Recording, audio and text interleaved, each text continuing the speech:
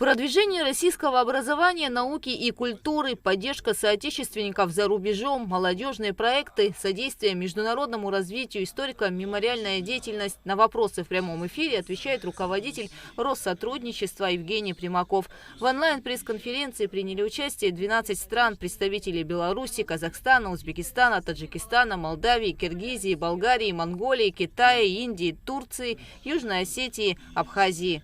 Какие направления по взаимодействию с Абхазией, на ваш взгляд, требуют дополнительных импульсов? Мы сейчас видим, как активно Российская Федерация включилась в проекты, вот те самые, которые я называл как содействие международному развитию, поддерживая и школы, и больницы, и в том числе и даже коммунальную инфраструктуру. Сейчас откроется, вот мы надеемся, вот-вот и аэропорт в Сухуме. И мне кажется, будет правильно, если бы эта образовательная квота, которую мы даем, включала больше, она и так включает, но включала еще больше специалистов, которые будут поддерживать работу этого аэропорта. Там много профессий нужно, и инженерных, и айтишных, там, и так далее, и так далее. Хотелось бы, чтобы больше у нас все-таки коллективов творческих по линии культурной дипломатии приезжало в Абхазию. У вас есть блестящие совершенно свои исполнители, но тем не менее вот этот вот обмен какими-то концертами, мероприятиями, мне кажется, это было бы очень полезно. Пресс-конференцию посвятили столетию Института народной дипломатии. Евгений Примаков рассказал, как за век изменились задачи и функции Россотрудничества, как расширялась география агентства, какие двусторонние межгосударственные проекты готовятся. В частности, много программ успешно реализуются и в Абхазии. Одна из них – образовательная. В Абхазии очень востребован проект обучения граждан Абхазии в российских вузах. Как вы оцениваете результаты этого проекта и как он будет дальше развиваться? Обязательно будет развиваться. У нас почти 100 человек, где-то 98, под 100 человек студентов из Абхазии в квоту попадает. Еще раз повторю, это только квота правительства. На самом деле гораздо больше ребят едет учиться в Россию, это правильно. Очень хороший конкурс.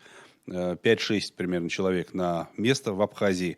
Это здорово. Это значит, что российское образование пользуется очень большим спросом. Конечно, в первую очередь, как я уже говорил, на примере тоже Армении, например, люди едут в основном на медицину.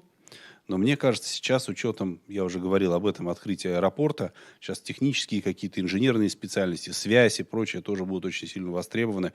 Мы очень позитивно настроены. Есть особенность некоторая, которая касается Южной Осетии и Абхазии.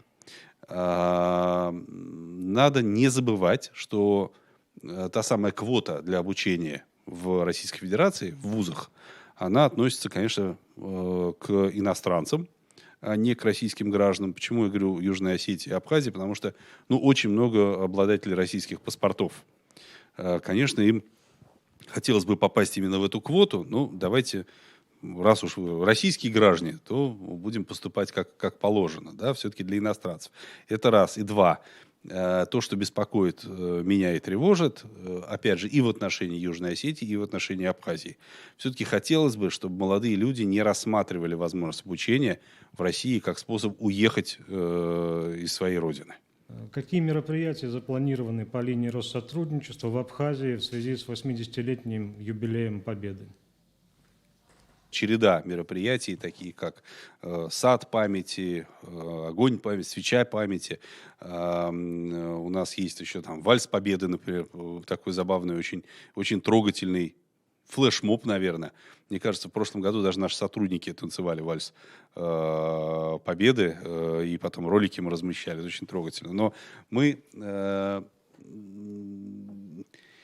слава богу, что в Абхазии, благодаря кавказскому долгожительству, все еще остаются живыми старики, которые ветераны, которые участвовали в войне. Дай им Бог здоровья. Такие есть, конечно, там и в Армении, и в Кыргызстане, и в Азербайджане, и в других странах. Но вот в Абхазии, насколько я знаю, очень наши представители трогательно относятся к ним, приезжают, поздравляют. Это важно. Конечно, да, и диктант Победы пройдет, все будет сделано в лучшем виде. За 100 лет истории общественной дипломатии и Россотрудничества прошло путь от Всесоюзного общества культурной связи за границей, образованного в апреле 1925 года, через Союз советских обществ дружбы и культурной связи с зарубежными странами, Российский центр международного научного и культурного сотрудничества при правительстве, а затем при Министерстве иностранных дел Российской Федерации, и так до нынешнего статуса федерального агентства, созданного в сентябре 2008 года. Гугут Савардания, Ахрамичва, Абхазское телевидение.